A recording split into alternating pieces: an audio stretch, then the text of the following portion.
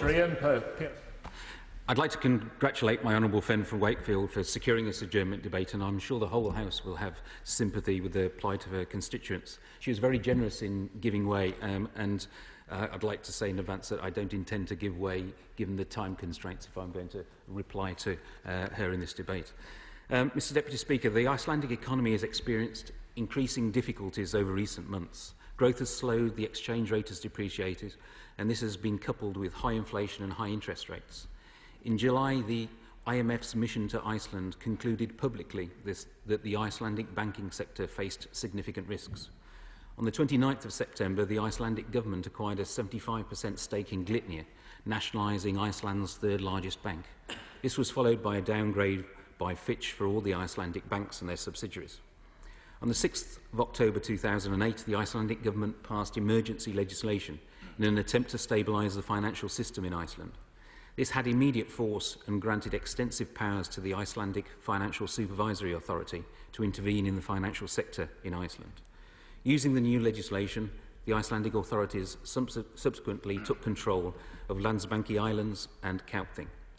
Amidst this turmoil, on the 7th and 8th of October respectively, the FSA determined that Heritable, a UK banking subsidiary of Landsbanki, and Kaupthing Singer and Friedlander, a UK banking subsidiary of Kaupthing Bank, no longer met threshold conditions and were in default for the purposes of the Financial Services Compensation Scheme.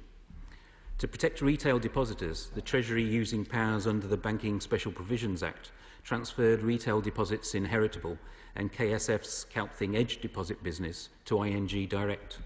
The remainder of Heritable and KSF's business entered into administration, with the remaining retail depositors being guaranteed. The government has also committed to protecting in full retail depositors in the iSave brand of the UK-based branch of Landsbanki. This guarantee does not extend to retail deposits with branches or subsidiaries of Landsbanki or Kaupthing which are located overseas. This guarantee extends only to retail deposits held in the UK. The Treasury also made the Landsbanki Freezing Order 2008 on the 8th of October. This was because the Icelandic government, its authorities and Landsbanki appeared to be on the brink of action which would be to the detriment of the UK economy, including detrimental treatment of UK depositors and consequential burdens on the banking sector. The freezing order was made under a power contained in the Anti-Terrorism, Crime and Security Act 2001. This Act includes a broad range of provisions and is not only about countering terrorism. The power enables the Treasury to make a freezing order where the Treasury reasonably believe that action to the detriment of the UK economy or part of it has been or is likely to be taken by a foreign government or resident of a foreign country or territory. The UK's action was not taken on the basis of the anti-terrorism provisions in the Act. On the 9th of October, the administrators of Landsbanki transferred its domestic deposits and a portfolio of assets to match them in full to a new entity, New Landsbanki. The London branch of Landsbanki Islands was left in Old Landsbanki. This action appeared to support our previous concerns about Iceland intending to favour its own domestic creditors, since the transfer is at the expense of non-domestic creditors and it could result in them being left to share in a disproportionately smaller asset pool. Mr Deputy Speaker, the problem with Icelandic banks did not originate in the UK, but within the Icelandic banking system. While the government understands that many people have been affected by the failure of Icelandic banks, oversight of overseas accounts is the responsibility of the relevant regulatory authority in that jurisdiction. As a general principle, arrangements for depositors in banks in overseas territories are a matter for the governments of those territories. As the Chancellor said to the Treasury Committee earlier this week, the British government's obligation must be to depositors who have put their deposits into UK banks. Turning to the specific points raised, it has been suggested that action by the UK authorities caused the failing of Kaupthing, Singer and Friedlander in the Isle of Man by requiring funds to be moved to the UK sister company, which it promptly shut down. I want to assure the House that this is not how it happened, and I'll like to try and explain how events unfolded. Firstly, I should explain that the business models of many banking operations in the Crown dependencies involve the practice of upstreaming deposits for Treasury management by the parent company. Before the 8th of October, KSF Isle of Man had taken to depositing funds with KSF UK, a practice that resulted from concerns that the Isle of Man authorities had about the position of KSF Isle of Man's parent company in Iceland. That is to say, they appear to have determined that placing money with the UK sister company was more prudent than placing the money directly with the parent in Iceland. I understand this action was taken following discussions with the FSA, in which certain aspects of the regime applied by the FSA to KSF UK were described. And I want to say very clearly that my information is that the FSA did not advise or require these deposits to be made. Furthermore, I understand these discussions did not extend to the giving of any specific assurances by the FSA, for example, that KSF UK would be able to repay the money, or that KSF Isle of Man would be treated preferentially in the case of an insolvency. And at all times, the supervision of KSF Isle of Man has remained the responsibility of the Isle of Man authorities. The FSA has had no power over it. My understanding is that KSF Isle of Man had some £532 million of deposits in KSF UK, and they can be expected to recover a proportion of this from the insolvency process. It is my view that, given the lack of clarity that remains about the winding up of KSF in Iceland, depositors of KSF Isle of Man are likely to be better off than if these sums had been deposited with the parent company. But under UK insolvency law, KSF Isle of Man ranks like any other creditor of KSF, and KSF Isle of Man will have been fully aware of this.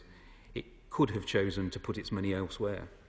Indeed, KSF Isle of Man was only one of a number of depositors with KSF UK that was not protected by the UK Financial Services Compensation Scheme.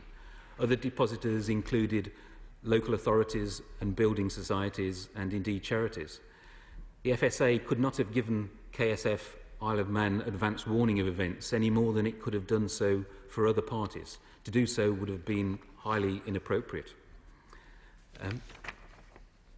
On the question of whether depositors in the Isle of Man or Guernsey had any choice in the matter of opening offshore accounts, or whether non-UK residents are forced to open accounts offshore, I can confirm that this is not the case. There is no legal bar under UK financial services regulation that would prevent a non-UK resident individual opening a new bank account here.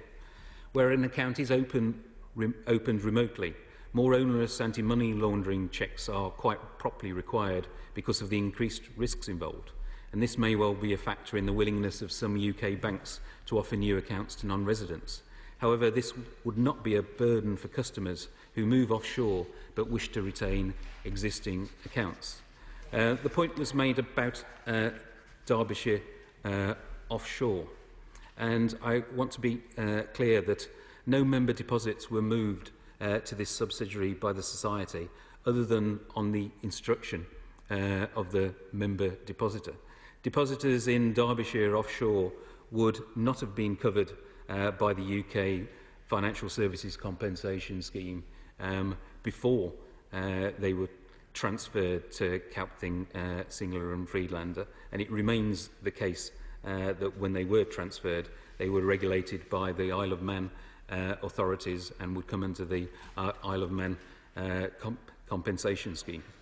With regard to the issue of corporate bonds and similar debt securities issued by banks are not covered under deposit rules because they're investments rather than deposits. And if a bondholder suffers a loss as a result of the failure of the bank which issued the security, they may, for example, have a claim against an advisor who gave advice in relation to the purchase of the bond. And if that advisor were in default and unable to meet that claim, they would be protected. There would be a protected claim under the investment business rules of the FSCS, which would be paid by the FSCS subject to the relevant limits and the normal eligibility conditions being met. My honourable friend also raised the question of Guernsey, and certainly it isn't my understanding that depositors in Guernsey lost everything when when Landsbanki went into administration on the 7th of October. I should say again, first off, that this entity is regulated by the Guernsey authorities and therefore outside the UK Financial Services Compensation Scheme. The administrators have already proposed a part payment to depositors equivalent to 30p in the pound, and they've said that the prospects for further repayment to depositors are good. I've tried to address the main points raised by my honourable friend for Wakefield, and I sympathise with the situation that her constituents have. Counselling Single and Freelander Isle of Man is a matter for the Isle of Man authorities, and as she's aware, PricewaterhouseCoopers have been appointed as provisional liquidator.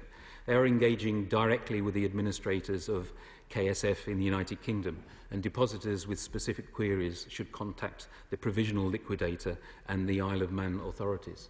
Given the issues that she's raised with me, however, I would be prepared to ask officials to meet with her to discuss the situation. Order.